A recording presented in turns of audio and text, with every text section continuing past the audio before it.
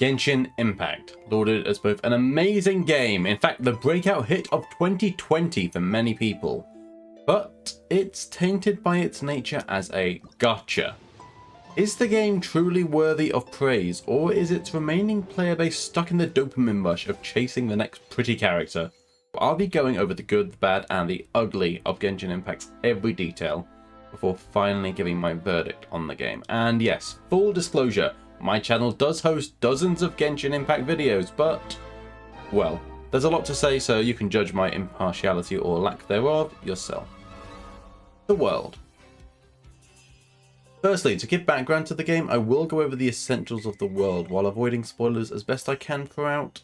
There will be a few. Players traverse the realm of Teyvat, a land full of mysteries to uncover and powerful foes to fell. Each region is governed by an archon, essentially a being akin to a god, and each of these is associated with one of 7 elements. So far we have explored Mondstadt with the Animo Archon, Liyue with Geo, and recently Inazuma with Electro. Besides that, Pyro, Cryo, Hydro and Dendro make up the elements that each playable character is associated with. The player takes the role of a traveller new to these lands and explores the people and places therein, playing out the usual outsider isekai trope, that lets you find out about the world at the same time as the traveller. The good. Gameplay loop, Part A. Remember that emphasis on Part A, that's important. The gameplay loop is the most essential part of any game. It's the part that sets gaming apart from any other form of media. Most games have a standard gameplay loop that's expected to be enjoyable by the player, and Genshin Impact is split into 3 main parts with some caveats. The first is exploration. The world of Genshin Impact is for the new player, full of mysteries to uncover and wonderful sights to behold. Once past the tutorial, you can choose a direction and delve into the unknown, finding plentiful goodies and distractions at every turn. It is entirely open-ended and I think Genshin Impact at its best. The world has so many different things to interact with, secrets to uncover, and nothing comes close to this exploratory section of the game. A Selkie might guide you to a chest, an enemy camp may require uprooting, or you may even encounter a new character that gives you a quest, and these quests form the second loop. There are a much more structured set of interactions throughout the world, which see you go to particular places and do specific objectives like, any other game. These can be grand quests involving the game's main story and characters, or minor interactions with regular NPCs that are unlikely to show up again but still leave their mark on your memory. This will frequently involve combat, but exploration or character development take an equal role. More on these later. And the third gameplay loop I will for now refer to as Gacha. While relatively shrouded for your first several dozen hours of gameplay, once you reach Endgame, a different gameplay loop forms that, let's say, I won't be talking about much in the good section of this video. The first 2 gameplay loops are, however, very satisfying, and if you ignore the gacha entirely, which you can do in theory, there is still more content than a standard $60 gaming release available for free in Genshin Impact right now, and this is only going to grow every 6 weeks as new patches come out. Beyond this, more or less every week there's a new kind of event which looks to shake up this gameplay loop for better or for worse, but we'll come on to those later. Characters. Genshin Impact, in less than a year since its release, has already amassed several dozen playable characters, and these are one of the game's biggest strengths. Each character conveys their personality as you play them, reacting to changes in the weather, environment, or simply telling you to stop procrastinating if you leave the game open in the background. Enough procrastinating. The wide range of characters means it's very easy to find someone to latch onto who shares characteristics you enjoy. Take Zhongli. He appears to be a simple employee of a local funeral parlor with a penchant for history. He has a large role in the story that gives the player a lot of reasons to like him that I won't spoil, and these contribute to him being one of my favourite characters just for all of the screen time he gets. And on the other hand, a character like Xinyan has yet to see an appearance in the game beyond being playable, but has just as much to like, entirely explored through her gameplay, and the snippets of story you can find through her description. Cynically, it's clear to see why the game has so many well-developed characters. It is a gacha, and indeed most of these likeable characters are locked behind a paywall that requires purchase. Luck or patience might get you there, but obviously your wallet is the most surefire way. The game is actively encouraged to make characters you love in an attempt to persuade your loyalty to extend to your wallet. The gacha elements will be criticised later on, but the fact remains that it encourages miHoYo to make a better cast of characters, and the results show. It's a very memorable cast, more than most games I've played in recent memory. What's more, each party contains 4 characters playable at once, so you really get plenty of opportunities to use your favourites. Now, if only playable characters were interesting, these intentions would be quite clearly aimed at your wallet, but the game packs hundreds of characters that clearly will never be playable, but pack just as much charm as your Zhongli or Keqing. While you explore the world and perform quests, you will find various NPCs to be unique and fascinating in themselves, whether it be a suspiciously knowledgeable youth attempting to communicate with hillachurls, the game's most common enemies, or a child trapped in an adult's body desperately wishing to meet their parents once more. Getting to meet the inhabitants of Teyvat is as much of a draw as anything else, and you would be remiss not to talk to almost everyone you meet lest you miss a charming little tale. Story and world building. The story of Genshin Impact consists of both the macro and the micro.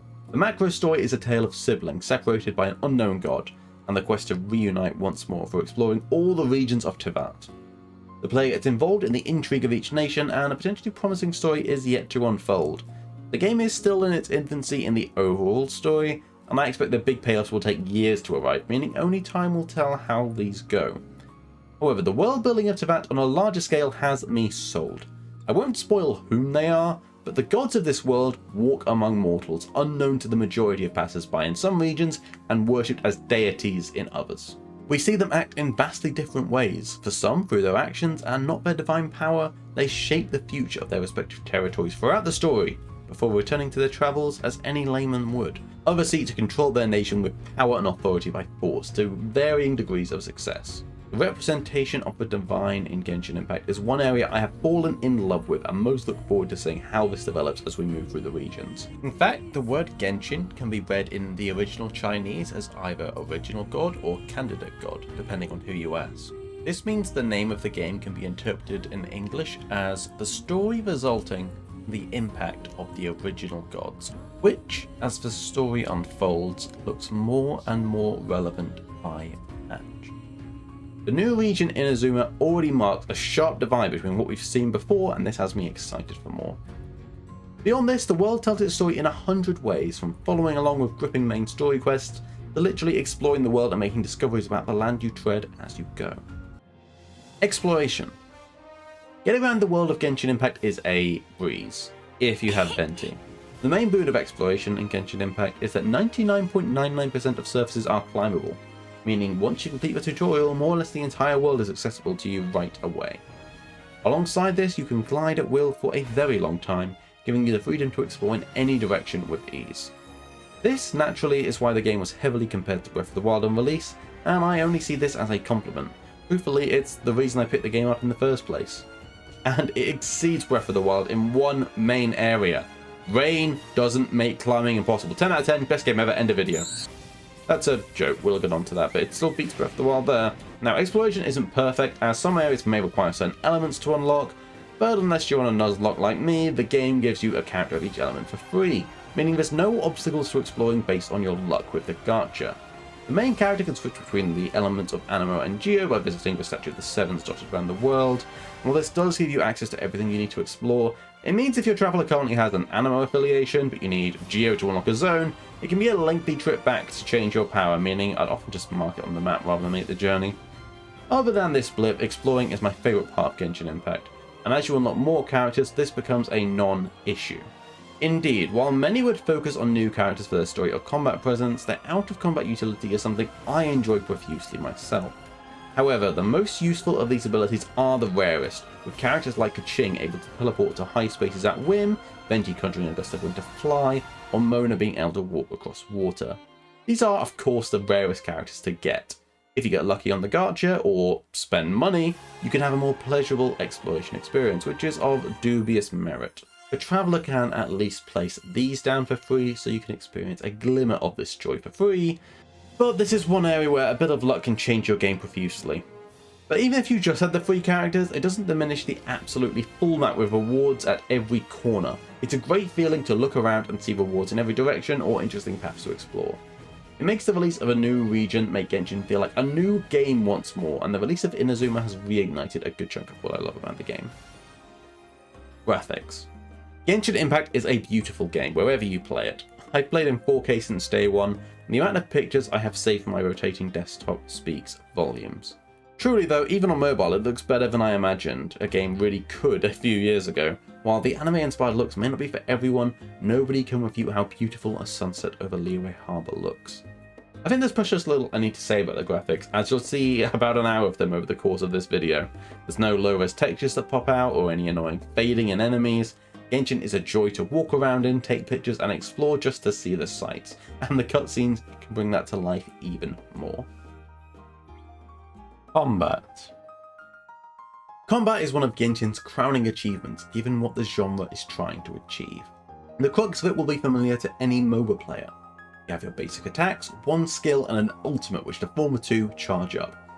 This is all well and good, but the strength comes as the party is a size of 4, meaning you get all these options for 4 characters at any given time. As a gacha, Mihoyo naturally wants you to have a good reason to pull for as many characters as possible, and the combat system is a great reward for that. Every party member plays differently, can contribute different things to your party. As of the writing of this script, there were 37 characters, making for a possible combination of 66,045 teams, each of which may have a genuine use as a combination depending upon the content at hand. Part of the enjoyment for each encounter is preparing your optimum team for each fight, as different elements will perform better against different enemies, as well as each element combining with others for unique effects. Combine Pyro with Hydra for a huge boost in damage, or combine Evil with Geo for a shield that protects you. Most of these decisions are made during team building, but they can apply on the fly in combat as well.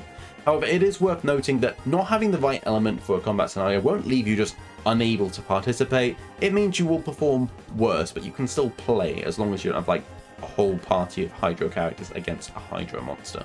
And once we get into combat, it's fast-paced, frantic and flashy. With most teams, you will change between characters every few seconds to utilise their various skills whenever they come off cooldown, leading into their flashy elemental bursts. The 5-star characters and Barbara all have beautiful cutaways from combat for a second while they perform their ultimate attack. You can expect to see these very often, sometimes multiple times in the same combat. And despite having seen Keqing do this particular pose thousands of times, it still doesn't get old. They are so well crafted and just short enough they don't take you away from the action, but draw you further into it despite seeing them so much. The 4-star characters don't have these flashy animations, but you still have something unique to show that keeps the battlefield fresh even hundreds of hours in, as you discover the complexities of the system at hand. Battles at the highest level are often a race to string together as many elemental bursts as quickly as possible, making sure to balance usage of your characters and hit their cooldowns for maximum efficiency. But it's not the only way to play or approach a puzzle. Some enemies call for different responses based on your team, such as the Abyss Hells that I enjoy just running around and shooting for a bit. Or you could forgo all that entirely and try to assemble a combo that does the most damage possible. The quick swapping between 4 unique characters makes Genshin feel truly unique all these hours in, and makes getting a new character not only unlock their own options, but the possibilities of which dozens of team combinations they can affect as well. However, while the combat in isolation is great, it does have its fair share of problems with a shift to reality, that I'll cover later on. Content. Gacha games are known for their constant swaves of content, required to keep the player invested on a regular basis. Genshin releases a new content patch every 6 weeks that generally represents a major update. Some of these are truly massive in scale, such as 1.2 and 1.6, which brought entirely new areas to explore, which frankly would merit being a paid DLC in a regular game, and 2.0, being the most recent update, had enough content to be a game by itself. Others are more middling, such as seasonal events with a few mini-games and rewards to earn, as well as additional challenges every week, which may range from a simple wandering merchant with a few easy quests to do to a fully fledged boss rush that challenges even the most veteran of players. Or does something completely off the rails, like this on screen is a fully fledged tower defense mode in the game, which they really don't care about trying new things. Some gacha games may slap together some new levels, add a new 2-day portrait with a fancy animation, and call it a day, but frankly, the amount of content Genshin produces every 6 weeks makes me concerned for the team's well-being, considering they're working on the next big region alongside all this. Fingers crossed they're all doing okay, and we haven't heard anything to suggest otherwise, so I just assume they have a really massive team that is putting their all into this and reaping the rewards. Some of this content is described only as filler, which is what a usual gacha game may produce, but I'm happy to say Genshin goes the extra mile here. Not many games can boast having meaningfully unique content every 6 weeks, and Genshin delivers. Quests. Gacha games, and even RPGs in general, can fall victim to a generally uninteresting set of quests beyond the main story, looking to fill time and not do much else. Genshin does have its fair share of these, mostly in the daily commissions to earn in-game currency, but so far as real quest goes, Genshin certainly demolishes any gacha I've played, and several fully priced RPGs. The main story is detailed in Archon quests, which have all the bravado and intrigue of a AAA title. The climax of each Archon's arc so far have been truly gripping experiences that draw you further into the game and leave you on the edge of your seat. However, just as strong as the main storyline, the quests not directly linked to them. Most of the playable characters have a story quest where you follow them down a story not related to the main plot, but more personal to them. My favourite being Xing Xiao's search for a copy of a rare last volume to the book he's reading, which you get to read afterwards, by the way, and it asks some very interesting questions that mean I can't wait for these two characters to meet. But even beyond that, dozens more small quests fall into two broad camps. One delves deeper into exploring the world, such as discovering a puzzle beyond a far-off island. The other sees us interacting with a minor character in the world just to learn their story and leave them be. Most memorable to many players will be finding a full-grown adult abandoned as a child playing hide and seek as his parents told him before he left. And now he's an adult and he's been hiding this whole time. You feel sorry for him and his plight in his little corner of the world, and Genshin is full of quests just like these. My favourite game of all time, Xenoblade Chronicles, maybe has a dozen side quests I'd say are truly worth it. I don't know if Genshin has a dozen. I'd suggest missing out on. The Abyss. The Abyss is the good side of the endgame in Genshin Impact. It's a gauntlet of increasingly challenging enemies in a time trial format for you to test your skills against. It has 12 floors, 8 of which are a sort of warm-up for you to progress with alongside the main game with one-time rewards, whereas the last 4 floors refresh every 2 weeks with new rewards. These last 4 floors change at every new patch and represent the main reason for you to power up your characters. The fact that each patch we mostly get refreshes to these final 4 floors make them genuinely worth doing, as you only have to beat each set of enemies a few times before a new patch appears and the challenge changes. The upper echelons definitely invoke a sense of pay to win. As with most gachas, the big spenders can defeat even the deepest challenges with relative ease. However, this is also attainable for the majority of players with a bit of work, and these aren't whale only events. Personally, I get a score of 35 out of 36 consistently, not quite top marks, but for a low spender, I'm more than happy with this reward for the challenge. Variety of events. While combat, cutscenes and exploration make up the bulk of the gameplay, credit must be given to the sheer variety of seasonal events that change this all around. We've seen fully fledged hide and seek games, tower defense modes, cooperative beach volleyball. The team at Mihoyo has no qualms for trying out new things with their system. None of these would make a game by themselves, but it's a nice touch to have alongside everything else. Even the core gameplay has some unusual divergences, such as the hangout events, which see you take part in a little story with multiple endings, visual novel style, with characters that don't feature heavily in the main story. Most of the time, the core gameplay loop will do what it does, but these extra little bits can be a nice distraction. Between good and bad. The Inazuma arc. Warning! This section spoils the events of the Inazuma arc. If you want to avoid spoilers, skip to the timestamp on screen now. I tried to avoid spoilers elsewhere in this overview, but it's not possible for this section. The Inazuma arc had a lot of high points. We finally sneak onto this island after a year of waiting, and we get introduced to Ayaka and her wonderful dance among the forest. Every interaction with the Raiden Shogun is a joy. In particular, the moment Sarah started to run for the Shogun, the moment our fight with her ends, is an intense stream of epic moment to epic moment with twists abound. However, even within this scene, we have a glaring problem, and everything around this event that was required to make it happen so early are dubious at best. Pacing throughout the main story has been a strength of Genshin Impact. The main story quests have felt leisurely at times, with Zhongli happy to gallivant around Liyue buying flowers for himself despite knowing of the imminent threat that proves costly to his nation. Yet when we come to Inazuma, we find ourselves thrust into a war that promises to be a long conflict. We sign up for the resistance and lay the groundwork for a fight to last us through months of patches as we constantly push back against the Shogunate. Then Mihoyo goes, how about we wrap this up in 6 weeks instead? It's as silly as it sounds. While playing through the Archon quest for 2.1, I found myself engrossed in joining the resistance and discovering the involvement of delusions. I was ready to invade the Fatui's lair on Inazuma in response. Then once we get there and trouble strikes, this fox shows up and Deus Ex Machinas us out of there. We follow along with her plans and arrive at the palace for one of the most engrossing and hype 15 minutes of gameplay Genshin has to offer. A tough fight with Signora that leads to her being totally obliterated also leaves the traveller literally glitching out, fearful of what they've witnessed. This gave me chills. I look forward to seeing if this glitchy texture was just a neat visual effect, or if it might link to any of Scaramouche's theories from 1.1. This camera angle is worthy of an Archon and gave me further chills. Then the vision reawakening was an epic moment. It raises the question as to whether people could wield 2 visions for additional power to combat the damage of delusions. Indeed, 2 visions was enough to deflect a blow that killed Signora after all. But everything that is involved in making the scene happen makes no sense. When we met the Resistance, they were struggling to keep a foothold without our assistance multiple islands away from the capital.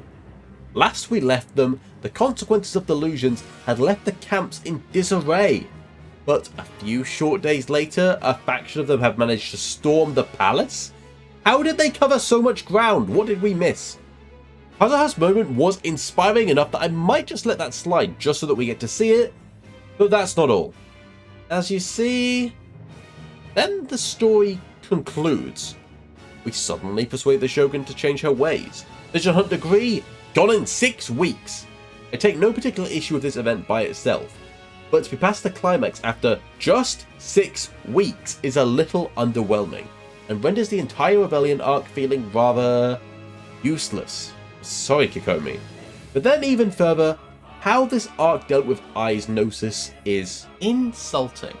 See, a Gnosis in Genshin Impact is very important. This singular chess piece essentially is what denotes you as a Archon, as a god, and connects you to Celestia. The Gnosis of Venti and Zhongli respectively were key exciting moments in their storyline. When we see Venti stolen, it gives us real cause to fear the Fatui's power and learn of their importance in the world, beyond just being annoying diplomats up to that point.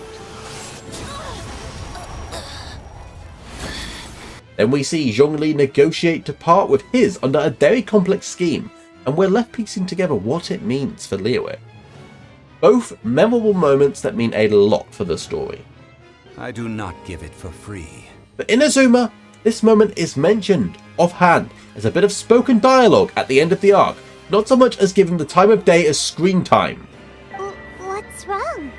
I handed that over. You did what now? We can take this as a showing of just how little importance it had to the Shogun, but not even getting to hear this from the Shogun herself leaves a sour taste in my mouth. Then, a few sentences after this bombshell, we are told, I think it would be easiest for you to go to Sumeru. What now? If you played the story on the day of release, the time between entering Inazuma and being told we can leave are just 6 weeks. The time between region releases is 1 whole year. Dropping this so soon has me concerned for what we have planned to do for the next entire year. To be fair, the Liyue arc was wrapped up 6 weeks after the game's release as well, but that makes sense. We had a whole game's worth of content before that, and the first patch wrapped up the story. Plus, Inazuma's entire plot was about the Sokoku degree closing the borders, so it made sense that we had to build our connections to find a way into the closed-off region. Sumeru has no such restriction. Entering should be as easy as just walking across the map. I can give Mihoyo the benefit of the doubt that they may yet surprise us with a year full of meaningful content to bide our time for Sumeru's release. The year's worth of Archon content leading up to Inazuma was satisfying for the most part. The saving grace for Inazuma lies with the story quest with Ai that becomes available after the main story, as it's full to the brim of charm, character development, and well-paced intrigue. I will challenge you, Almighty Shogun. I never expected to hear Ai's opinion on disastrously long light novel titles. The good thing about being reincarnated as a hilichurl is that I only need to eat Sunsetias to become stronger. It's so long. And seeing her interact with the general public was a delight. Then the climax shows her calm, exploratory demeanour shift to that of a ruler befitting of eternity. Anyone who can beat me in a duel becomes the new commissioner. player can see firsthand her desires in a way that makes a lot more sense than the main story. This quest shows Mihoyo clearly knows how to weave a good tale, and thankfully took my disappointment with the Archon quest and showed Mihoyo still has a great story left to tell. May this be a solitary blip in Genshin's pacing for years to come. Free to play. It is the game's blessing and its curse. It's just about one of the best games on the free-to-play market that you don't need to put a penny into to enjoy the majority of the gameplay. Exploring, fighting, questing, all free, with an in-depth story and a beautiful world. Free-to-play lowers the barrier for entry and makes this game accessible to anyone. And the gacha even has a single benefit. Unlike some other gacha games I've played, there's no one set of characters or events or medals that are required in order to experience the content. You genuinely get a choice of choosing who you want to play or who you get, and getting a different gameplay experience than everyone else has got before you.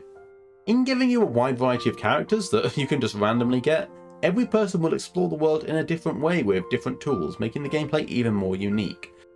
But it comes with its downsides that, well, we're about to get onto those, but it's worth noting that gacha isn't all downside. Free makes this game accessible to players who might not ordinarily be able to afford a $60 game, and it is a gem for these players, regardless of reason. However, if you can't afford a $60 game, getting a gacha game is a very dangerous approach to an incredibly slippery slope. This means I can mark free to play as neither a positive nor negative, as it depends heavily on the individual person if this is going to be something you can just accept as in the game, bear in mind and move on, or if you're even remotely at risk of it taking over. And pause the video. If you are even remotely likely to give in to gambling tendencies or anything that the gacha game preys on, do not play this game. The bad. Core gameplay loop, Part B. Genshin Impact has two gameplay loops. It has the one I've spoken about so far, exploration, finding chests, beating new bosses, everything so exciting and new, and then it stops. This is the point where in a usual game you'd put it down and leave it, maybe come back for the next content patch or DLC at best. Take, say, Nier Automata. Fantastic game, I explored the world, beat the main story, did the side quests I wanted to, and put it down satisfied after 30 hours or so. And I still listen to the soundtrack to this day. You should really go listen to it. I digress, I'll put it on in the background for a bit. Genshin Impact, in theory, has this game mode. If you just did the Archon and story quest, explored, and cared little for the gacha elements, you'd have a blast. Smash out all the fun content until the non-gacha elements are done, then wait for the next region to be released a year later. This is not how I and many others play it, as we insist on an endgame. We want more. We've grown to love these characters. We can't just shelve them and find something new. Indeed, there's a new character coming out that I want in 3 weeks, so to keep players interested, we need an endgame, and boy does Mihoyo have one in store. As you level up characters, initially you need a scattering of resources, nothing you wouldn't find by exploring naturally. But as the levels go up, the requirements to do so go up exponentially. So once we get past the fun gameplay loop, we get into the gacha gameplay loop. Most resources in the game are locked behind resin or primogems. You might not recognise those words yet from this video, as I haven't needed to say them yet. But these are the two words that define the gacha elements of the game, and well, it's all downhill from here. Primogems are the premium currency, allowing you to earn new items and new characters. To power up existing characters, you use resin. Your experience, your gold, your level up materials, your equipment, it's a resin based economy. You get 160 at max, and that takes about a day to recharge. Or you can buy recharges, of course, like any gacha game would. It takes about 20 resin to take a character from level 1 to 20, with the cap being 90. Not much, but note the experience from killing monsters this would require is about 6,000 kills. And fine with not being incentivized to spend all day grinding killing monsters, the experience is so pitifully low it may as well not exist. It's then about 60 resin for the next 20 levels. Sure, that seems fine, we get 160 a day. But when we reach high levels, to fully farm a single character, it takes 3,240 resin. This is about 20 days worth of dedication and waiting for one character before the RNG truly sets in with artifacts that, well, I'll get into that later. And that's repeatedly beating the same enemies or dungeons over and over for about 8 actual hours of real time. Even in the event that you get a new flashy character in the endgame, you're still not going to be able to really use them for at least 20 days if you haven't prepared ahead, and that is crazy talk. You want to be excited about this new thing you've got, but it's just left on the shelf. The exploration and excitement that once belonged to Genshin Impact is long gone. You enter the dungeon or find the enemy in the open world, defeat them 5 times, collect your rewards, and log off for the day. And that is the gameplay loop. Once your resin runs out, there are 4 basic and mostly forgettable quests to earn you 60 prime gems a day. You can farm some resources such as enemy drops if you need them, but that's it. It's a grind. The same bosses over and over and over. I have defeated this particular domain's enemies more times than I've left my house since the pandemic, and that's sadly not a joke. There are so many problems here. I will admit one is with the player base, myself included in part. I think expecting a game with this much content to also have a satisfying endgame takes away from the focus of what makes Genshin so great. If everyone just smashed out the good content and left the game for the next content patch, we'd all have more fun. But under the free-to-play model, Genshin would probably close down by the next patch if we all did that. So it needs to keep us going. And this is how it does so. See, Genshin transforms from this full game full of life to a bog standard gacha at this point. It literally feels like a different game that happens to share combat mechanics. The world is no longer full of life, but once it's empty, there's very little for you to do there except go from point A to B to earn your little smatterings of currency of whatever you choose to grind that day. And the grind is eternal, and the resin recharge is slow. Now, personally, I don't mind this. I think it gives you a bit to do each day, and I don't want to spend hours grinding these materials. In a way, the endgame forces you to have a life outside the game, so I like that the game puts a stopgap on it. And it's important to note this doesn't apply to the story or exploration, none of these require resin. The best parts of the game you can more or less just go and do whatever you want with nothing getting in the way. And mostly the grind is unnecessary for all but the Abyss and some weekly events. The main story, exploration, and just about all the fun stuff can be done by a character of any power level thanks to a good scaling mechanic, but this gameplay loop is nonetheless part of the game as miHoYo needs to keep players on every week so they can be excited for the next character. A lot of gacha games will stop your progress behind this kind of daily counter, whereas in Genshin it's only the grinding that's limited, so this is better than some of the competitors at the very least. But then we get onto artifacts. The most RNG endgame system I've ever seen, and I rated on WoW. Okay, here's how it works, and it's as ridiculous as it sounds. You choose a dungeon to farm, and you can get about 10 artifacts a day on average. First, you get 1 of 2 artifacts from the dungeon. Is it the one you want? Great. Now it's in one of 5 random slots. Then it comes with a random stat. Then it has 4 random substats. Are all of those substats ones you want, or at the very least you could live with? No. Then you throw the artifact out and start again, and do this again and again and again until you get one that looks promising. Now you need to level it up, and each time you level it up 4 times, one of these random stats will get a bonus. This could be one you wanted, could be one you didn't. And then you have to do this until level 20 over and over again. By the time you get to the end of this process, you have had to go through so many layers of RNG that it makes it practically impossible to get a perfect artifact. And it can feel better and more lucky to get a good artifact in the end game than to get the rarest characters. And this is of course on purpose so that the grind never ends. You always have a reason to log in and try to improve your artifacts. Maybe you settle for good artifacts, but what if today your luck gives you a better one? So you log on. This is the gacha gameplay Genshin leaves behind once all the good content is dried up. And I do it, because I'm in franchise and I want to see those numbers go up. So I accept it. Log in daily and do my grind. But is it fun? Or do I just like those numbers? It's much closer to the latter. Oh, and of course for everything but the artifact grind, you can pay to skip it. The Battle Pass gives you lots of more and experience books that reduce the need to grind. I've paid to skip the grind a few times just to save myself the time in my life, not the resin. So the system they designed for Endgame to keep logging in and earning opportunities to spend money is working as intended. Forced content. Genshin Impact has a definitive mix of content on offer when it comes to the weekly events. Some of these are fun, even the majority of them I would call good, as I've hailed in the first part of this video. Fun side diversions are not taking up too much time, but if a particular event isn't one you enjoy or is just downright bad, The game's economy encourages you to play through it anyway for the limited primer gems.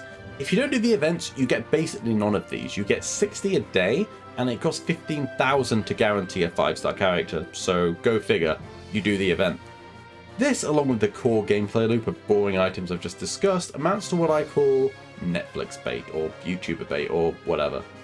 Outside of new quests, a few challenges, and the Abyss, most of the content the game dishes out as an endgame is something I begrudgingly turn to while watching something on Netflix or YouTube to stay sane at the same time.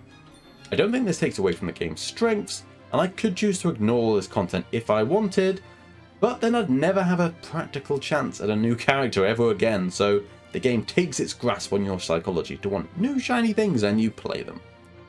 However, as I've noted earlier, lots of these events are actually cute or fun distractions, but the amount of times you need to repeat them for rewards often makes them feel like they've overstayed their welcome. Game balance.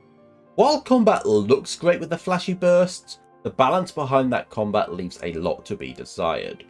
The game does not at least have any competitive PvP element, but lack of game balance isn't backbreaking, but does limit the player's effective choices for high-level content for no real reason. Certain elements, namely Electro, are shafted in terms of damage output for little tangible benefit. We have seen minor buffs in one content patch, but the king of DPS is still the Pyro-Hydro combination for, again, no real reason. Take, for example, my Keqing versus my Hu Tao. My Keqing is my pride and joy that I got on my first week of the game. I put more resources into powering her up than any other character. Hu Tao, on the other hand, I have done the bare minimum to make competent. She doesn't have anywhere near perfect artifacts, and her talents are underleveled. Pair them both with Xing Shao for the reactions, and they both kill a Ruin Guard in about the same time. Except Hu Tao didn't even need her elemental burst. Because Keqing is my favourite character, I have put the work in to make her almost as good as a medium Hu Tao. And any character can be made competitive this way. People have enjoyed putting healers into damaging roles. The amount of damage Barbaras I've seen is insane. But it just puts you on the back foot from the word go. Beyond this, several new characters also released with underwhelming kits that stem from flaws in the game's design itself. For example, Yoimiya's design problems can be said for most archer characters. The basic attack string is majorly single target focused and they can just miss. Other archers have abilities that make up for this. For example, Venti's skill and burst are more than enough to justify him on your team. Yoimiya's skill is to boost her regular attack damage, so she's all about those attacks that can just miss. Yoimiya still has encounters where she shines, but the community has not been quiet about their discontent with character designs, and for good reason, with the Raiden Shogun being the latest casualty. For people invested into these characters for their story or aesthetic, it's a real shame their viability in the late game is stifled. Early game, you won't notice any of this too much, but it really comes into itself the more gacha the game gets. And this isn't about power creep, which gacha games are bound to encounter at some point. These are the newly released characters seeing more and more issues just like this. But only once in the game's first year has been addressed in any major way, with Zhongli's buff from what people saw as underwhelming to borderline broken. Here's hoping this tune changes as the years roll on, so the characters aren't left to the dust. The ugly gacha addiction. The mere fact that this game is a gacha means that most people should hesitate before picking it up. And for those of you inclined towards any addictive compulsion, you might not be able to help. Steer clear. I cannot say this clearly enough. Under no circumstances play this game if you think you might get addicted and pull out your wallet. As a game at its core, Genshin has so much potential, but this is squandered with the gacha system. It's not totally bad for the game, like I've said. Having a variety of characters that people can play at random can be good. I like that it gives a unique gameplay experience to the player to unlock characters in different orders and formulate different parties and strategies. This is a plus. In a game like Xenoblade Chronicles 2, we see this system in full use. It's a single player game with a full-on gacha system, giving you different characters on every playthrough, but it's a $60 game. You buy it and can gamble in-game to your heart's content for free. Just play through the game and you get more pulls than you need, unless you want Cosmos, but that's not what this video is about. But Genshin does not go this route, and of course is made actively worse for it. When I decided to purchase the Battle Pass to avoid grinding through more content I didn't want to do, aka to avoid playing the game, it was clear that the money dictates even the gameplay elements, never mind wishing for new characters. Wishing. The word used in Genshin for when you exchange premium currency for a 0.6% chance at the latest fancy character. Through free currency alone, you can earn up to one guaranteed 5-star character about every 3 months at worst. For free, this would be a reasonable rate, meaning if you can avoid temptation for a few months, the character that you've looked forward to can be yours. However, when you reach this point, it's still just a 50% chance of who you want. The other 50% is one of 5 set characters that haven't changed since release. The 50-50 turns that long wait for a free-to-play player into ashes in your mouth, which heavily debilitates the value of the banners and makes saving for one particular character a gargantuan effort. Indeed, I have made videos of my own desperate calculations in the past before, where I worked out with just one Welkin Moon purchase of £5, I can afford it. Others have not been so lucky, and I've seen spending in the hundreds or thousands, or I dare say, even higher. For full disclosure, I have spent £55 in this game. This would be about $70-80 US. I am happy with these purchases, and that means I've spent about as much money on Genshin as any brand new game I'd purchase nowadays plus DLC. I have bought the Battle Pass 3 times, mostly to save my time, and Welkin Moon twice in an attempt to pull a 5-star I wanted. It's not cheap, but given the amount of fun I have got from the game, I'm content with these purchases. And indeed, if spending $200 on Zhongli makes you happy, and it is truly worth it, and you can truly afford it, then go for it. The dark side comes through for those who are not so lucky. Those who spend thousands of dollars they may or may not have for a chance at a character. It often isn't the millionaires of the world that are wailing by spending thousands of dollars to get new characters, but regular people who have problems with addiction the game exploits to, in some cases, force them into debt or worse. You want to know how much it'll cost you to get a fully powered up new character and their weapon, of course, fully powered up? You'd need an astounding $4,871 if you had the worst possible luck. The possibility of this game literally ruining people's lives is one that most games of this caliber don't come close to facing. Imagine if playing Breath of the Wild cost someone their house. It's unheard of, it'd be insane, but some gacha players aren't so lucky. To top it off, I ran a poll on my channel, and over 50% of respondents said Genshin was an addiction, compared to 25% a video game. This may be a meme in the community to some extent, but it isn't a healthy one. One particular comment from a respondent really highlights this.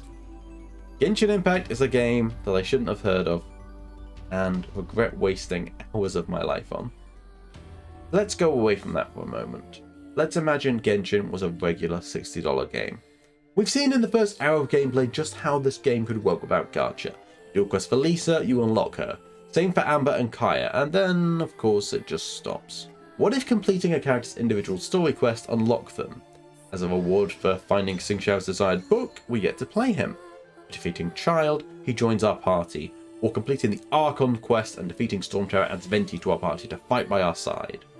Ready built into the gameplay is a way of making it incredibly engaging to unlock new characters without the need for a gacha system. Add yearly $30 DLC for a new region, and I'd be happy to pick up Genshin, exhaust its gameplay, and come back next year. I've appreciated the gameplay over the last year past the initial point more for what I can make for this channel and the events I've streamed than for the gameplay itself. So you know what we're going to do? We're going to pull. Here's Raiden for you, right now!